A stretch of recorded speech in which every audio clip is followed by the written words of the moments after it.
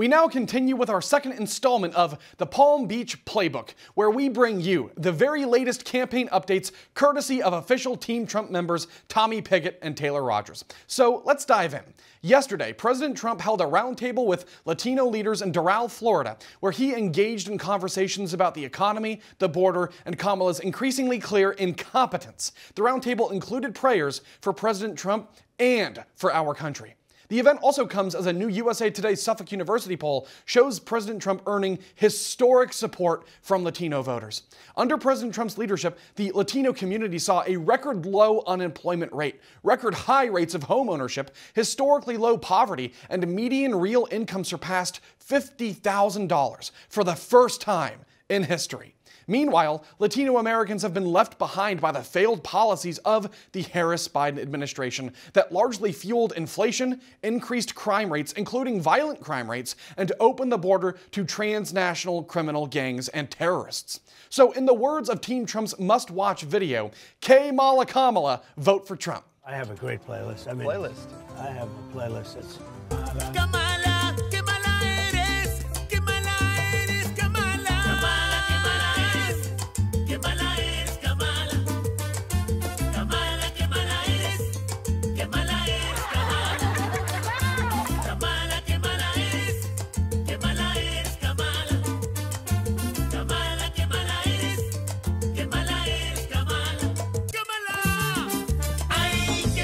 During a recent Kamala campaign event, a crowd member proclaimed Christ is King, but Kamala Harris told him he wasn't welcome at her rally. Christ is King!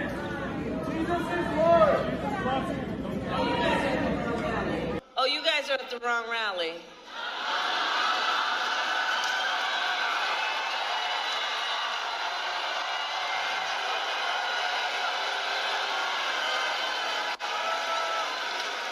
No, I think you meant to go to the smaller one down the street.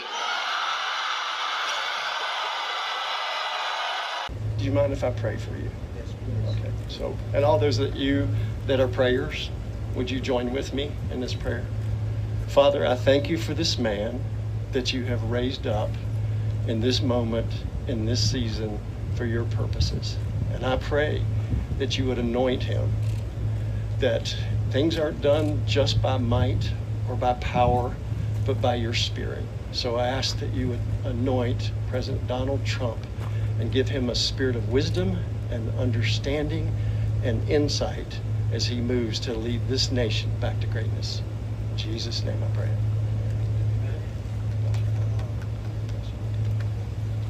Wow, that's something you don't hear that often. It's incredible, and I appreciate that from both. Such is just the latest example of the evident hostility Kamala Harris bears towards Christians. She was part of the most anti-Christian administration in modern American history, with its years of contempt and weaponization targeting Christian Americans. She was also the first major party presidential nominee to skip the Al Smith dinner since Walter Mondale, releasing an insultingly cringy video instead and a direct insult to Catholic Americans as well. But unlike at Kamala Harris events, prayer is always welcome at Trump's rallies.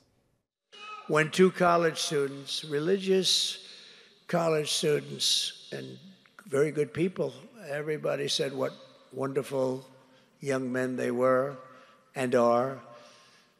At a campaign stop, she heard shouting from the background, "Jesus is Lord.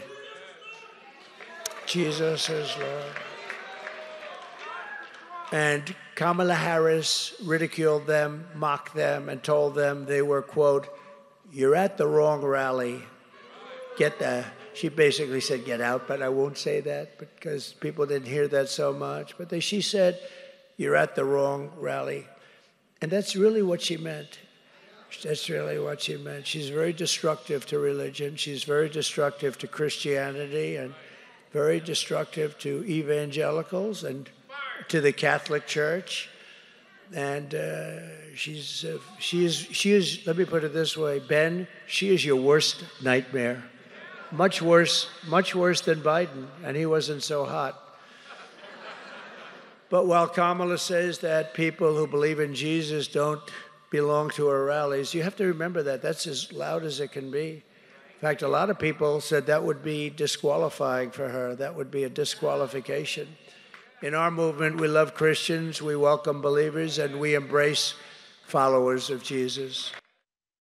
Now, Election Day is just 13 days away, if you can believe it. So Team Trump has released 2 new videos that highlight President Trump's record of fighting for the United States of America and his vision to unleash a new America, or American golden age. President Trump's closing argument is that he will make America wealthy, safe, strong, and great again. Kamala, in contrast, has no closing argument, save lying about President Trump and failing to explain how, if in any way at all, her presidency would be different than Joe Biden's. So the choice is simple here. To truly turn the page, so to speak, on the nearly 4 years of disaster, corruption, and incompetence, again, vote for President Trump. Here's the first ad. Donald Trump has always loved this country. I would love and I would dedicate my life to this country. This country, with the proper leadership, can go on to become what it once was. He's always put us first.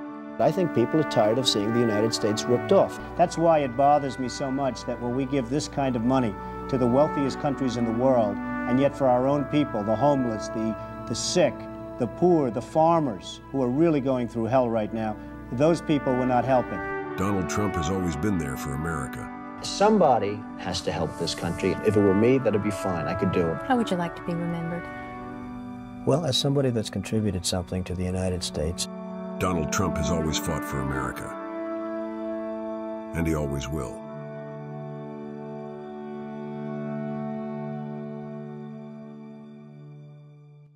Wow, I can't lie, that gave me chills. Anyway, here's the second ad. My first day back in the White House, I'll terminate every open borders policy of the Biden administration, stop the invasion on our southern border, and begin the largest domestic deportation operation in American history.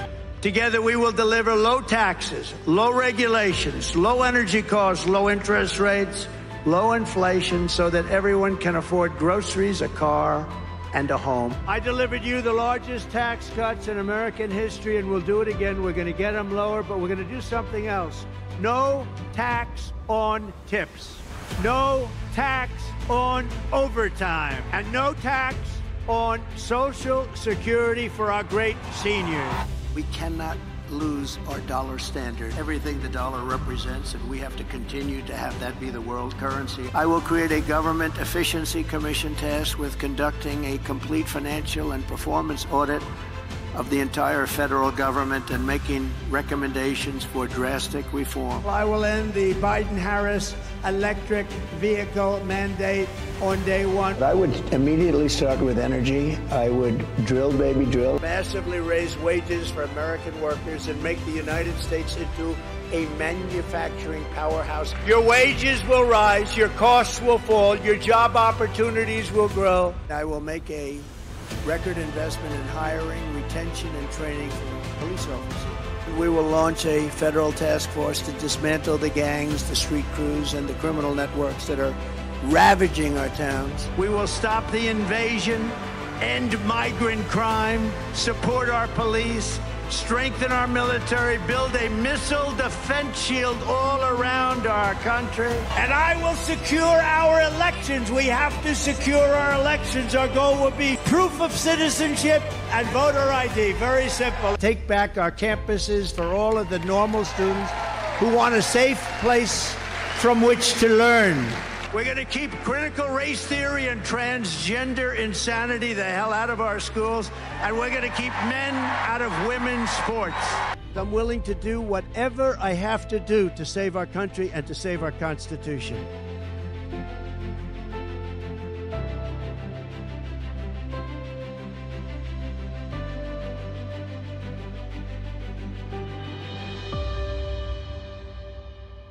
Joining us now to discuss is Tommy Pigott, the Director of Strategic Communications for the Republican National Committee and the Editor-in-Chief of the Palm Beach Playbook. Tommy, thank you for being here today. Thank you for having me on. So we have 13 days to go. How are things looking with the campaign today?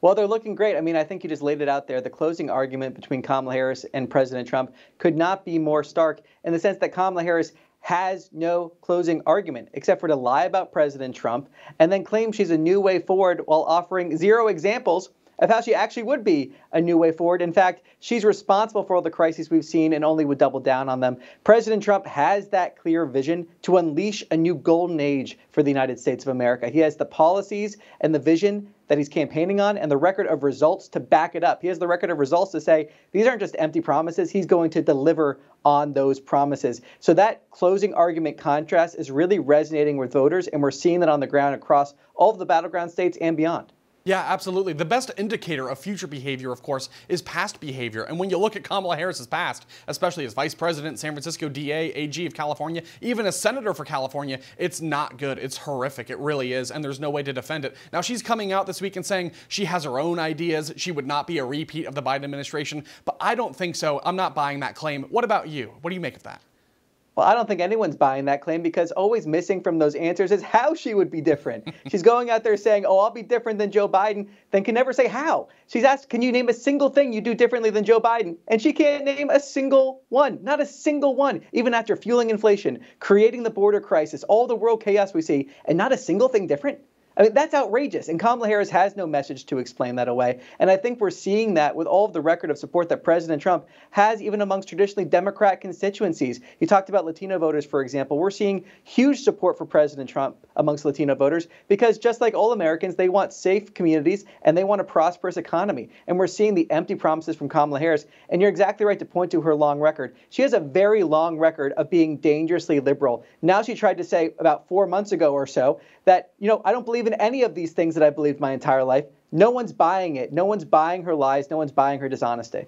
Yeah, absolutely. I'd like to ask you about another scandal she's dealing with as well, because new information has come to light about all of the plagiarism. And it turns out that she was plagiarizing people before Smart on Crime. At least that's what it looks like based on what's being reported. There's some very, very good investigative work that is coming to light. So it's a very interesting developing story, but it really calls into question her approach, her fitness, her mental acuity, and even her track record. Did she ever really earn a job through merit, or was she just given it? Because it seems like she acts like she's entitled to be the next president of the United States. She just wants it to be handed to her instead of going out there, doing the hard work, and actually earning that opportunity to be the leader of the free world. So what do you make of all the things that we've seen with the plagiarism scandal surrounding her? I mean, that's pretty concerning, isn't it?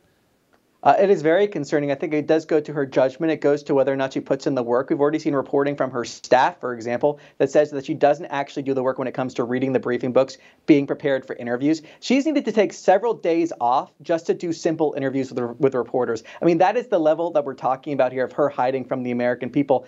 She does believe that I think she can be handed this, just like she was handed the Democrat nomination without earning a single Democrat primary vote. It's an insult to the American people. And I think one of the biggest plagiarism scandals here is actually Kamala Harris plagiarizing Joe Biden's website. There is copy and paste evidence of Kamala Harris's issue page on her website, directly copy and pasted from Joe Biden's website. So we have this plagiarism going back, at least reportedly, throughout her entire career. And we see evidence that she's continuing that now in her run for president. Again, another indication that she's not a new way forward. She's literally a copy and paste of the failed 3.5 years we've had under the Harris-Biden administration. Yeah, absolutely. It's a new face on the Trojan horse, but it still is a communistic Trojan horse, and we simply can't afford to run the risk of that. So I do have to say, hopefully we'll see some big turnout. It seems like the surge is continuing. Things are looking very good in the polls. And as we're coming up against a break here for the time, I do wonder, do you have any other final thoughts about this, if I could, as well, about this appearance that President Trump will make on the Joe Rogan Experience? I mean, how interesting is that?